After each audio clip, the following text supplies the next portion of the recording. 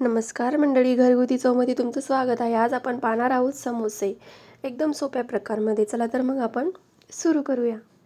मी 1 वाटी मैदा घेतलेला आहे, त्याच्यात 2 टेबलस्पून तूप टाकलेलं आहे, थोडासा ओवा टाकलेला आहे, त्यांना असे क्रश करून घ्यायचे हातावरती.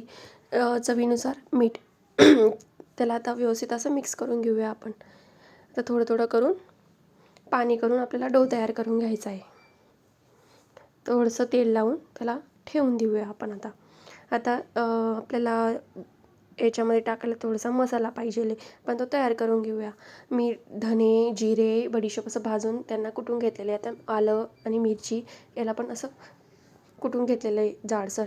आता मी बटाटे बॉईल करून ठेवलेले होते, त्यांना असं बारीक बारीक कट करून घेऊया आपण. आता तो मसाला आपण क्रश केलेला होता, तो मिरची, आलं त्याचं पेस्ट टाकून देऊ. हळद, आता ते बटाटे पण कट केलेले होते ते टाकून देऊया. थोडीशी कोथिंबीर, चवीनुसार मीठ आणि जिरेपूड.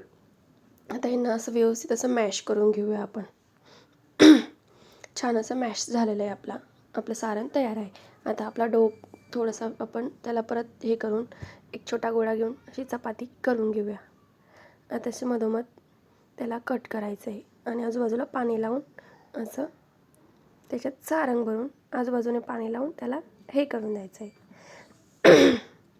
एकदम सोपी पद्धत आहे बघा. असं लावून घ्यायचं आहे त्याला. आता आपण तळून घेऊया. मीडियमच राहू द्यायचा आहे गॅस मीडियमच राहू द्यायचा आहे. मीडियम गॅस राहिला की ते कसे खुसखुशीत आणि मस्त होतं. तळून झालेला आपले समोसे. जर हा व्हिडिओ आवडला असेल तर नक्की लाईक करा, शेअर करा, मित्रमैत्रिणींसोबत शेअर करा आणि अशाच नवनवीन व्हिडिओसाठी घरगुती चवला सबस्क्राईब करायला विसरू नका. धन्यवाद.